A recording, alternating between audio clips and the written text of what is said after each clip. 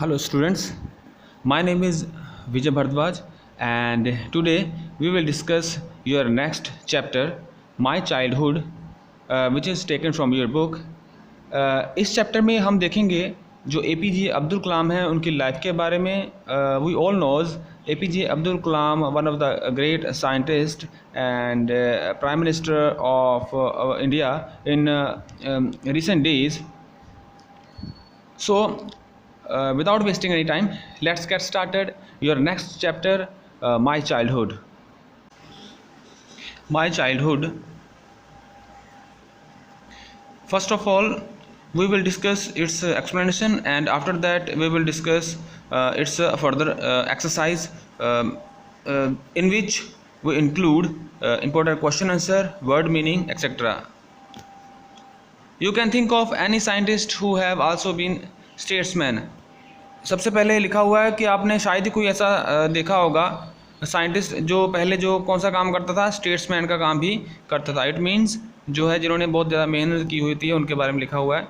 APJ Abdul Kalam was project in space. जो APJ Abdul Kalam है उनका प्रोजेक्ट आप सभी को पता है कि स्पेस के लिए और एटॉमिक जो डिफेंस के लिए वो बहुत ज़्यादा काम करते थे.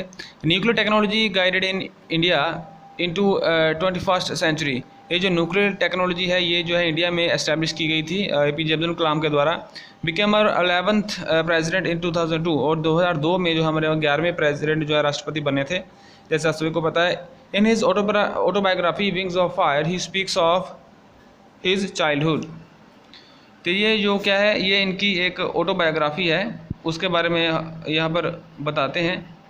विंग्स ऑफ फायर इनकी एक ऑटोबायोग्राफी का नाम है और उसी में से ये अपने बचपन का जो एक एक्सट्रैक्ट लिया हुआ है, तो उसी में ये सब बता रहे हैं अपनी लाइफ के बारे में APJ अब्दुल कलाम. तो क्या लिखा हुआ है? I was born into a middle class Tamil family in the island town of Rameswaram in the erstwhile Madras state. तो जो APJ अब्दुल कलाम थे उनका जो बर्थ प्लेस के बारे में बोला गया है वो बहुत ही मिडिल क्लास फैमिली से बिलोंग करते थे. उनका जो जन्म था वो रामेश्वर में हुआ था, जिसको पहले क्या था वो मद्रास कहा जाता था, अब उसका नाम चेंज हो गया है. My father Jainulabdeen had neither much formal education nor much wealth. उनके जो फादर थे जिनका नाम है जैनुलाब्दीन, वो ज़्यादा उनके पास पैसा नहीं था और ना ही उन्होंने कोई अच्छी शिक्षा ली थी. Despite this disadvantage he possessed great इनेट wisdom and true generous of spirit. और इसके ये सब ना होते हुए भी वो जो उनके फादर थे बहुत ही जेनरस थे, बहुत ही काइंड थे और अपना जो फैमिली को लेकर जो है वो अच्छी तरह से अपनी रिस्पॉन्सिबिलिटी वो निभाते थे. He had an ideal helpmate in my mother Ashiamma. उनकी जो मम्मा का नाम था आशिमा था, वो भी जो पूरी तरह से हेल्प मेड थी, वो भी फैमिली में अपने जो है हस्बैंड और अपने बच्चों को अच्छी तरह से वो पालती थी. I do not recall the exact number of people she fed every day. तो APJ अब्दुल कलाम बोल रहे हैं कि मुझे याद नहीं है कि हमारे घर में जो हमारी फैमिली के अलावा और भी बहुत सारे लोग आते थे जो खाना खाते थे. But I am quite certain that far more outsider ate with us than all the members of our family put together. वो बोल रहे हैं कि मुझे खुद नहीं पता कि मेरी फैमिली के अलावा जो है वो और कौन कौन से लोग हमारे साथ यहाँ पर आते थे और वो खाना खाते थे. वही लाइन बताई हुई है. Now paragraph number 2. I was one of many children. और वो बोल रहे हैं कि मैं भी उन बहुत सारे बच्चों में से एक बच्चा था. उनके जो बहुत सारे भाई बहन थे. A short boy with rather undistributed looks born to tall and handsome parents. वो बोल रहे हैं कि मेरी जो लुक्स कैसी थी, मेरे माता पिता की तरह नहीं थी. उनके जो मम्मी पापा हैं वो लंबे थे और हेल्दी थे और मैं जो था मेरा हाइट छोटी थी और इस तरह से उनकी जो बॉडी लैंग्वेज है वो अलग थी अपने पेरेंट्स से. We lived in our ancestral house which was built into the middle of the 19th century. वो जो है अपने घर में जो कच्चा घर था वहाँ पर रहते थे, जो 19वीं शताब्दी में बना हुआ था मद्रास में. इट वाज फेयरली लार्ज पक्का house made of limestone and bricks on the Mashik Street in Rameswaram. जो उनका घर था वो बाद में कैसे कर दिया, बाद में उसको है वो जैसे ईंट पत्थर का जो ब्रिक्स का जो घर है वो बाद में उसको तैयार कर दिया गया, जैसे पक्का हाउस कहा गया है. तो बाद में जो है वो घर पक्का बन गया था, बट पहले वो कैसा था, बिल्कुल कच्चा घर था, रामेश्वर में रहते थे. My austere father used to avoid all inessential comfort and luxurious.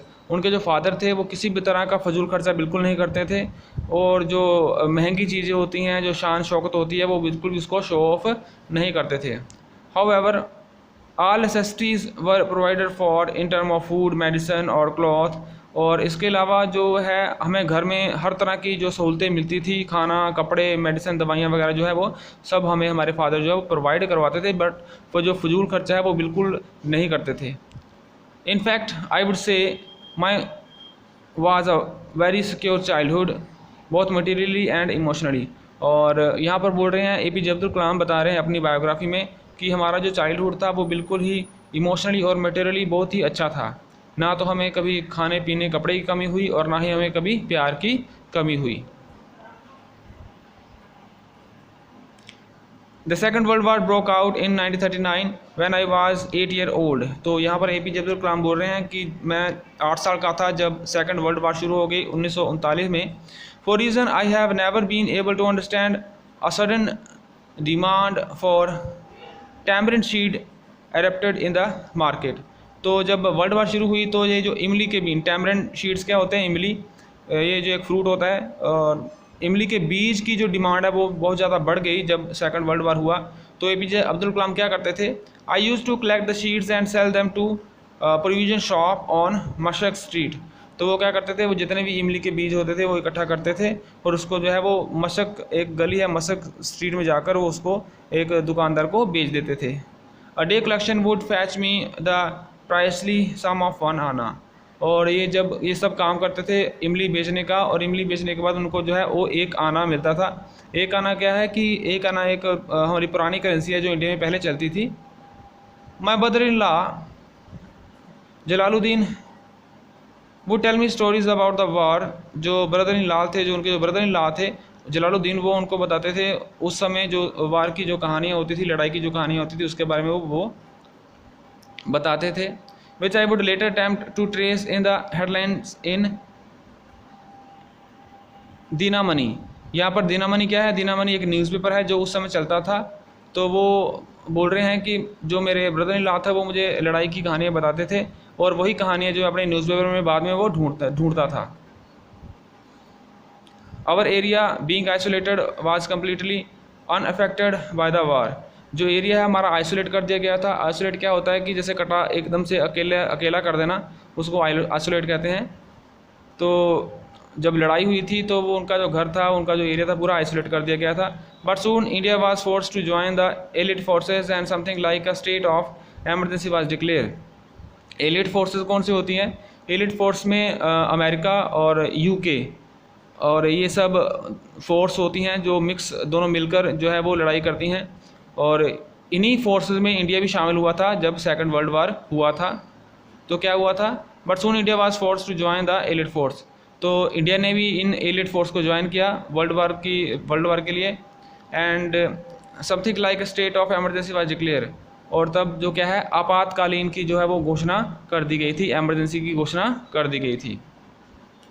The first casualty came in the form suspension of the trail. यहाँ तक देखिए एमरजेंसी वाज डिक्लेयर्ड, यहाँ तक हम करेंगे इसकी explanation. After that we will discuss its important question answer and word meaning and theme also. So we will move forward to its important question answer.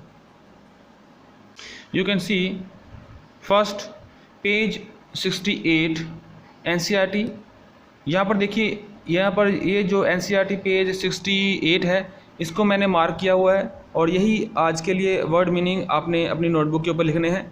Generosity of spirit क्या होता है? The openness and willingness to share our gift. Generosity वही कि हम अपनी कोई भी चीज़ है किसी के साथ भी शेयर करते हैं, ठीक है, काइंड रहना, उसको हम जेनरोसिटी बोल देते हैं। नेक्स्ट देखिए अनडिस्टिंग्विश्ड। अनडिस्टिंग्विश्ड क्या होता है? Lacking distinction, unexceptional, ancestral or belongs to or inherited from an ancestor or ancestors। indistinguished यानी कि अपने जो पूर्वज होते हैं, हमारे पूर्वज के जो गुण होते हैं वो हम में आते हैं या नहीं आते, उसको हम अनडिस्टिंग्विश बोलते हैं। लैकिंग डिस्टिंक्शन कुछ चीज़ें जो होती हैं हमें कमी होती है उसको हम अनडिस्टिंग्विश बोल देते हैं। नेक्स्ट देखिए इसेंशियल क्या होता है। इसेंशियल होता है बहुत ज़रूरी, और इनएसेंशियल होता है कि जो चीज़ें ज़रूरी ना हो। नॉट एब्सोल्युटली नेसेसरी, जो चीज़ें ज़रूरी नहीं होती उसको इनएसेंशियल बोल देते हैं। लग्जरियस क्या होता है, लग्जरियस जैसे बहुत कीमती चीज़ें होती हैं उनको लग्जरियस बोला जाता है। Things that provide a state of great comfort और एलिगेंस, वो चीज़ें जो हमें देखने में बहुत ज़्यादा खूबसूरत बना देती हैं और हमें कंफर्ट देती हैं और बहुत ज़्यादा महंगी होती हैं, उनको लग्जरियस चीज़ें बोला जाता है।